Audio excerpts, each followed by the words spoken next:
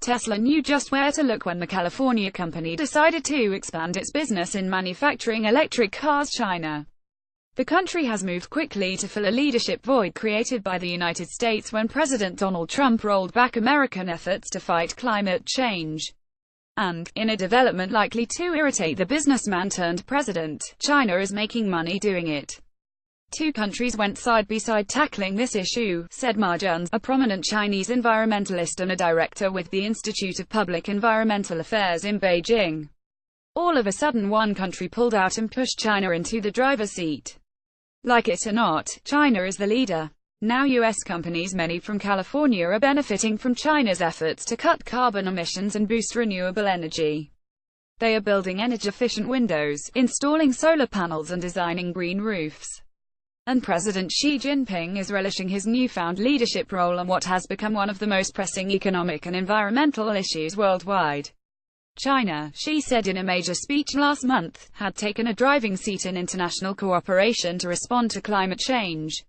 No country alone can address the many challenges facing mankind. No country can afford to retreat into self-isolation, he warned. Climate is not likely to be on the agenda when Trump arrives in Beijing on Wednesday for a two-day state visit with Xi. Instead, Trump's visit is designed to push China to help contain a nuclear threat next door, in North Korea, and to ease trade restrictions. Meanwhile, American businesses are investing where they see the most promising market. Tesla is planning to manufacture at least a couple 100,000 cars a year in China. The country wants electric and hybrid cars to make up at least one-fifth of its vehicle sales by 2025. The company's revenue from China last year tripled to more than $1 billion, more than 15% of the total. Tesla did not respond to a request for comment, but California Gov. Jerry Brown did. China, like California, is leading the charge to get more electric vehicles on the road and reduce carbon emissions, and our companies are well positioned to thrive in this new economy, said Brown, who has met with Xi about climate change and is attending the United Nations Climate Change Conference this week in Bonn, Germany. Yang Yaohui, 47, a senior executive at a consultant company in Shanghai, bought his first electric car, a four-door Model S sedan from Tesla, for $135,000 in April. Through a translator, he said he chose Tesla because he could drive farther than other brands without stopping to charge his car. Besides, he said he thought it would be fun to drive. Tesla is hardly the only U.S. company to benefit from Chinese demand. Gridtential, an energy storage developer in Santa Clara, California, has partnered with LiAoC Battery, the largest exporter of lead-based batteries from China, as it looks to tap into the country's hybrid vehicle market. As a result of China's climate stance, clean transportation ambitions, and increasing need for more powerful batteries, Gridtential sees a lot of opportunity in China, Gridtential chairman Ray Kubis said. Trump's predecessor, Barack Obama, and Xi made international headlines when their countries, the world's largest producers of greenhouse gases, accounting for nearly 40% of the world's emissions, reached a historic climate change deal. For Xi, it was about more than global warming. He sees the economic benefits for his country and hears the complaints from residents who in one of the world's most polluted cities. But since taking office, Trump, who has called climate change a hoax invented by the Chinese, has appointed climate change doubters such as Scott Pruitt and Rick Perry to advise him, and rolled back the Clean Power Plan, Obama's signature effort to fight climate change by cutting carbon dioxide emissions from power plants.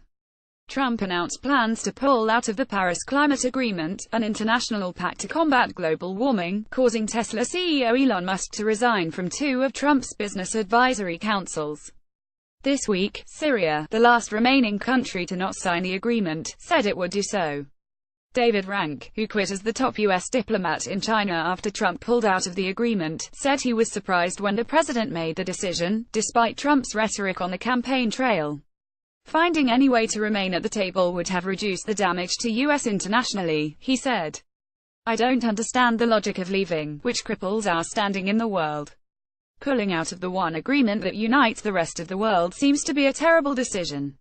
Earlier this year, the World Resources Institute found that China is making progress faster than expected in combating climate change, exceeding one of its goals, nearing completion of a second and more than halfway toward the final two. China is transforming its domestic energy system and has been taking noticeable diplomatic efforts towards filling a part of the gap left by a rapidly retreating U.S., Greenpeace East Asia senior climate policy advisor Li Shuo said.